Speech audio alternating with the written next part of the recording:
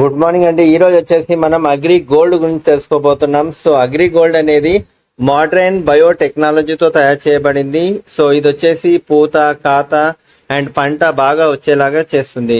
Root development కి చాలా చాలా ఇంపార్టెంట్ అన్నమాట. కొత్త చిగుర్లు వచ్చేలాగా చాలా యూజ్ అవుతుంది. అదే విధంగా వ్యాధి నిరోధక శక్తిని పెంచేలాగా చేస్తుంది. అదే విధంగా జీవ క్రియను మెరుగుపరుస్తుంది. పంట బాగా వస్తుంది. వేర్లను బలంగా, ఎక్కువగా అండ్ అదేవిధంగా ఒత్తుగా వచ్చేలాగా చేస్తుంది.